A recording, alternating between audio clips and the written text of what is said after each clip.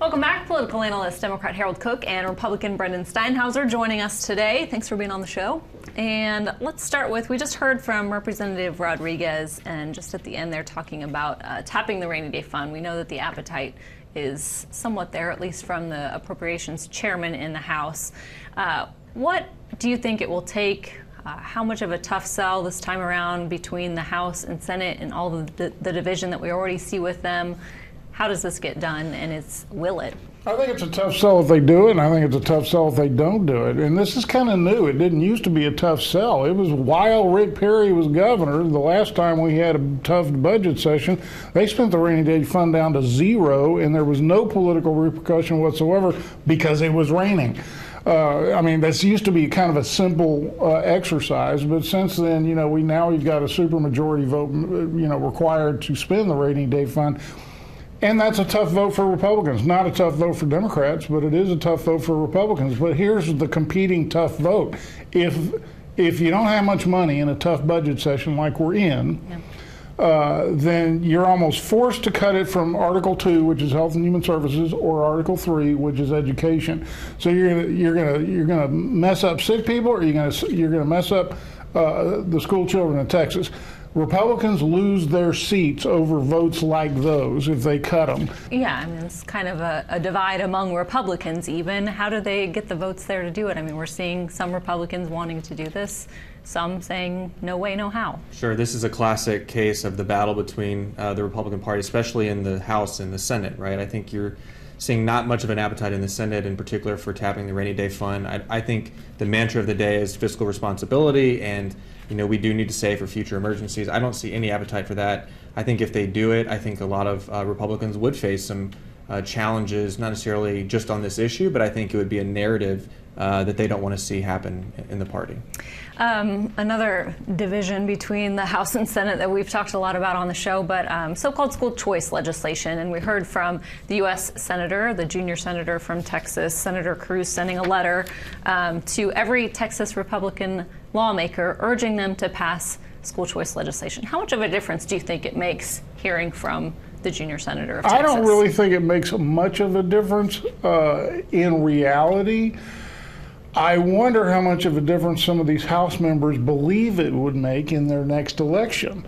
I mean, let's not forget that Ted Cruz was credited with several wins when he weighed in on some local elections, including that of the primary runoff for Attorney General of Texas, a statewide election. Well, I think that what they're going to worry more about is their constituents' attitude on the subject of vouchers. And I mean, look, school choice, they're calling it school choice, but they're going to be vouchers until teachers and school administrators decide they're not vouchers, I think. Brendan, I know you have some thoughts on this and disclose your position on this, but I mean, with what the senator is saying, how do you think this moves forward? Sure, Does it help?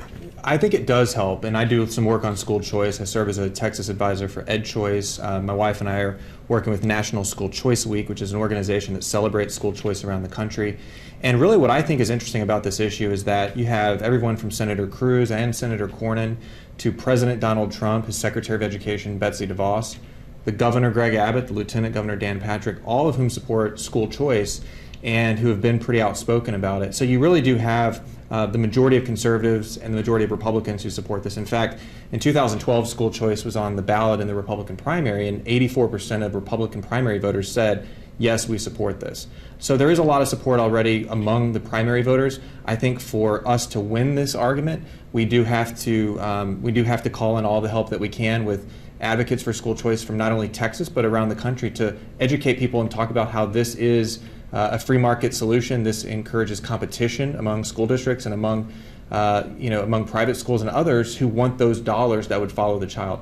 So at the end of the day, I think Senator Cruz, who's still very popular in Texas, his support of this means a great deal, and I think you'll see more people coming out to support school choice in Texas. I'm not sure if it was ironic or on purpose that they sent me the one that he sent to Chairman Huberty That's the letter they bet that was sent. on We know purpose. Huberty's stance on this, and dead on arrival in the House of what he said so far.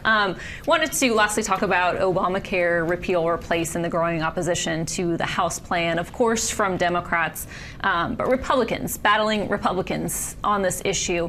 Brendan, does this go far enough, and how do you see this kind of playing out as Republicans are in control of Congress, the White House? Why can't they come to a conclusion? Sure. Well, look, the Republican Party is now learning how hard it is to govern, now that we control the House, the Senate, and the White House. And even though there's a wide consensus on repealing and replacing Obamacare, certainly there's some disagreement on the details. You're seeing folks like Senator Rand Paul, Senator Mike Lee, organizations like Heritage Action, the Club for Growth coming out saying this doesn't go far enough. They're arguing for starting with full repeal and then building from that.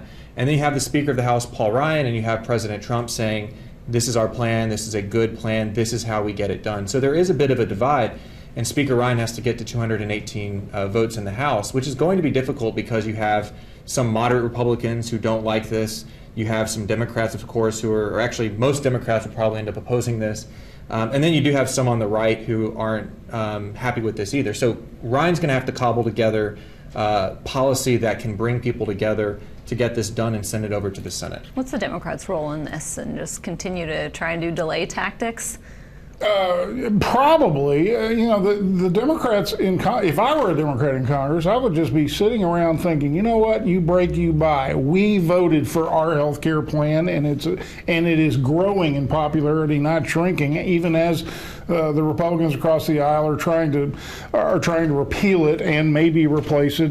He's quite right. I mean, Brendan brings up a good point. It's going to be really, really tough to cobble together a majority. And if I were a Democrat in Congress, I would just wait and watch as the Republicans fail. I mean, you don't interrupt somebody while they're messing up.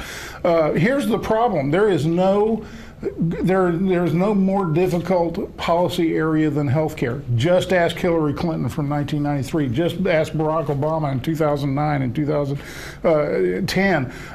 It's complicated, and it means something. If you screw it up, people die. Guys, thank you very much. We are out of time. That is going to do it for this edition of Capital Tonight. Join us tomorrow.